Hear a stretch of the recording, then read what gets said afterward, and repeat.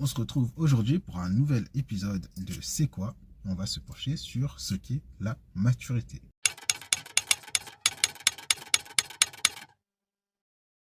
La maturité, c'est une période qui n'a rien à voir avec l'âge des personnes directement.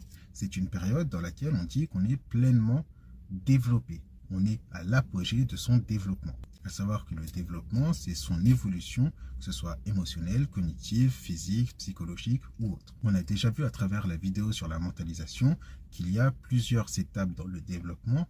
Ici, dans le développement de la mentalisation, mais le corps humain, le cerveau humain et la psyché humaine se développent chacun à leur rythme et se développent sur un certain laps de temps. Et donc, la maturité est déjà propre à chacun de ces développements.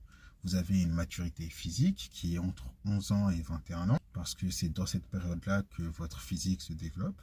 Vous avez la mentalité cognitive qui se développe de vos 0, 1 mois à vos 30, 35 ans, parce que pendant tout ça, du coup, votre cognition se développe, vos développements cognitifs se développent, et donc on dit que vous êtes à votre maturité cognitive généralement autour de vos 30 à 35 ans. Vous avez le développement psychologique qui se fait jusqu'autour des 24-25 ans, donc votre maturité psychologique en soi est censée être autour de vos 25 ans. Mais tout ça, encore une fois, ça dépend de plein de choses. Ça dépend de si vous avez eu une famille aimante, une famille qui a répondu à vos besoins enfantins. Ça dépend de si vous avez eu ou non des environnements au-delà de votre famille, de vos proches, etc. Des environnements qui étaient propres et propices à votre développement, à savoir ne pas être né dans des endroits toxiques, pollués ou autres, dans des endroits où règne le crime, la criminalité, le danger excessif, les dangers de mort, la vision de la mort, le stress, etc. etc. Si vous avez eu la chance, on va dire, de développer de bons états mentaux, de développer de bonnes capacités de mentalisation, de bonnes capacités de résilience, des bons facteurs de protection, de bons facteurs d'identification, on va dire, des risques, etc. Bref, toutes ces choses qui vous permettent d'avancer au mieux dans votre vie, on les développe tous à notre rythme, on les développe tous à un moment ou non, mais surtout, cette maturité, elle nécessite pour apparaître que plein de conditions soient réunies. Et malheureusement, la maturité, ça ne veut pas dire que vous êtes au top de votre forme, ça ne veut pas dire que vous êtes au meilleur de vous, ça veut dire que vous êtes au mieux que vous avez pu être jusque-là. Parce que la maturité, c'est une moyenne, c'est une échelle, c'est votre plus haut niveau atteint. Et parfois, le plus haut niveau que l'on atteint, ce n'est pas forcément le plus haut niveau que l'on aurait pu atteindre. Mais évidemment, avec des si, on refait le monde. Et c'est assez complexe en réalité de se pencher sur la maturité parce que chacun vit les choses à sa manière. On a par exemple Anthony qui est venu se pencher sur l'expérience des 3 poupées en prenant une poupée en verre, une poupée en plastique et une poupée en carton, je crois que c'était. Non, une poupée en acier.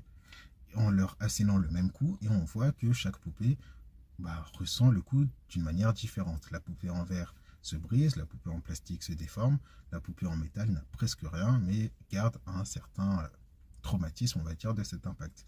Et donc, en ce sens-là, avec cette expérience, on voit que les personnes, bien qu'elles vivent un même stimulus, une même situation qui les touche, ne vont pas être stimulées, ne vont pas avoir les mêmes impacts. Tout comme vous avez Camerzi, je crois que c'était, qui est venu se pencher davantage sur cette expérience des 3 poupées en se penchant sur non plus la vulnérabilité, la fragilité tout court, la fragilité innée des personnes en utilisant ces 3 poupées de matières différentes, mais en les utilisant avec des jets différents, donc avec un stimuli différent et avec des environnements différents. À savoir qu'à ce moment-là, il ne venait plus asséner un coup de marteau, il venait les lâcher d'une certaine hauteur. Et donc, il voyait que, par exemple, pour une poupée de verre, selon la hauteur à laquelle on l'a jetée, il n'allait pas y avoir les mêmes impacts sur la poupée, et selon là où on l'a jetée, il n'y aurait pas les mêmes impacts non plus. La lâcher sur du béton, ce n'est pas pareil. La projeter sur du béton, ce n'est pas pareil. La lâcher de 4000 mètres ou de 10 centimètres, ce n'est pas pareil. Tout comme la lâcher sur du sable, ce n'est pas pareil. La projeter sur du sable, ce n'est pas pareil. Bref, etc., etc. Et pareil pour chaque poupée. Et donc, il a pu observer et démontrer à travers cette théorie que les personnes, du coup, ont des impacts dans leur vie et dans leur développement différents en fonction de leur capacité interne, de leur fragilité, de leur vulnérabilité, en fonction de leur environnement, en fonction de leurs ressources internes et extérieures, en fonction de ce qui leur arrive. On n'est pas tous sensibles aux mêmes choses, ce qui rappelle l'hypersensibilité. Vous verrez, tout est lié dans la santé mentale, finalement. Mais donc, notre développement n'est évidemment pas le même et notre maturité n'est évidemment pas la même. Et je vous le disais récemment sur TikTok, mais une personne mature, ça ne veut pas dire que cette personne est bien dans sa peau. Ça ne veut pas dire que cette personne est au top de sa forme. Ça veut juste dire que cette personne a vécu ce qu'il fallait pour l'amener à son plein potentiel. Par exemple, une enfant qui se fait violer pendant ses 4 premières années ne verra pas les choses pareilles qu'une enfant qui a vécu une enfance normale. Et donc, elle n'aura pas la même maturité, elle n'aura pas le même développement, elle ne sera pas consciente des choses de la même manière, et bien qu'elle pourra paraître plus mature, plus adulte pour son âge que les autres personnes, ça ne veut pas dire qu'il faut la faire sauter des classes, par exemple, en la mettant avec des personnes qui ont sa même maturité. Ça veut dire qu'il faut se pencher sur cette maturité, sur l'apparition de cette maturité, sur cette différence et sur l'écart avec les autres personnes. Qu'est-ce qui s'est passé dans sa vie pour qu'elle vive cela? Et Joey Doitfilet, par exemple, disait « Qu'est-ce qui s'est passé dans ta vie pour toi? Pourquoi demander ?» Parce qu'il y a des personnes avec qui on voit que le développement et ce qui s'est passé, leur vécu est beaucoup plus fort que les autres. Et donc se questionner sur pourquoi avec toi il faut demander, pourquoi avec toi il y a des choses si différentes, pourquoi ton développement, pourquoi ton parcours de vie est différent. Explique-moi. Et c'est là aussi où c'est intéressant de se pencher sur les personnes qui se penchent beaucoup, limite comme un critère d'adhésion, sur les personnes dites plus matures. À savoir Jean-Charles, 47 ans, qui se penche sur Émilie, 16 ans, qui est plus mature que les meufs de son âge. Au-delà que cet écart d'âge énorme crée un déséquilibre du point de vue du développement, le fait qu'il se penche, que ce stéréotype du Jean-Charles se penche sur des personnes qui sont plus matures que leur âge, qui font plus mature que leur âge, ça peut aussi montrer qu'ils cherchent des personnes vulnérables. Parce que comme on l'a vu, ce qui aide souvent, aide entre grandes guillemets, le développement des personnes à être assez précoces, ce sont les traumatismes.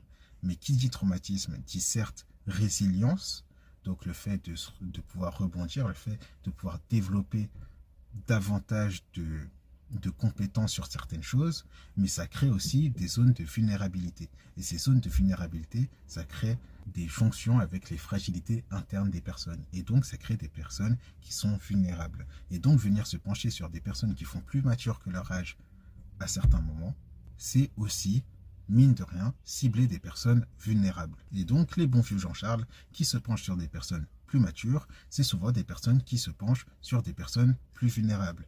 Et généralement, à force de se pencher sur ces personnes-là, ils se rendent compte que toutes ces personnes-là, dites plus matures, ont le même pattern, à savoir des grandes zones de vulnérabilité.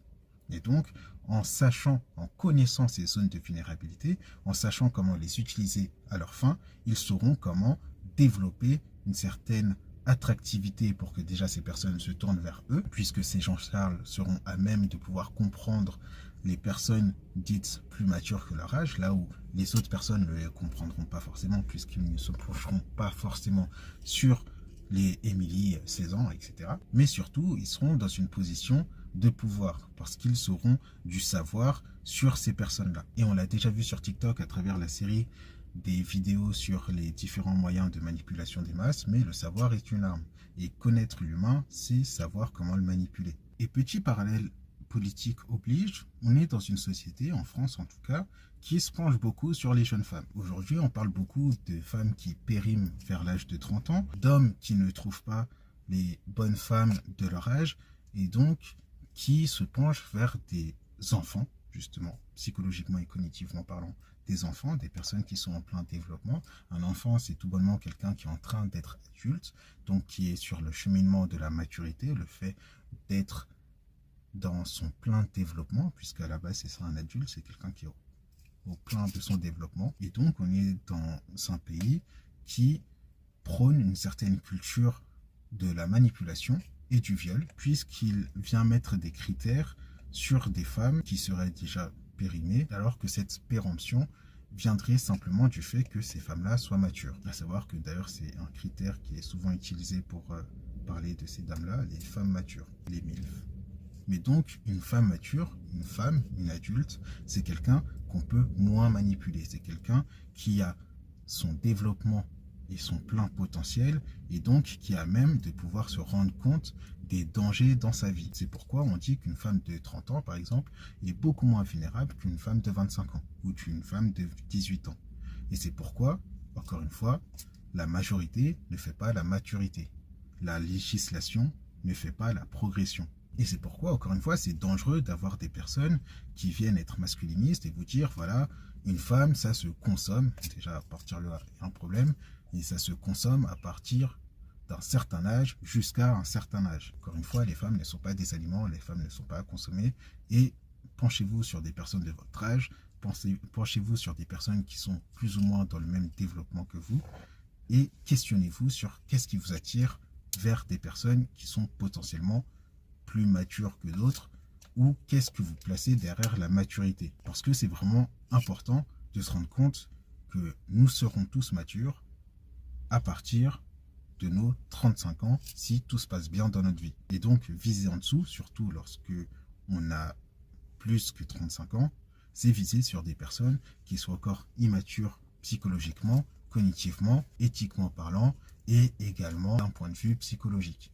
Et viser des personnes qui sont immatures, qui ne sont pas au plein de leur développement, c'est comme le fait de choisir systématiquement des personnes auprès desquelles vous avez des relations déséquilibrées. Par exemple, votre élève, votre enfant, votre cousine, quelqu'un que vous avez formé, quelqu'un qui est votre client, quel que soit le travail que vous faites, vos fans lorsque vous êtes quelqu'un d'assez connu, vos adeptes lorsque vous êtes en groupe, bref, toutes ces situations où la personne en face n'est pas dans la même disposition que vous et n'est pas sur le même étalage que vous. Lapsus assez révélateur de cette société, je voulais dire étage.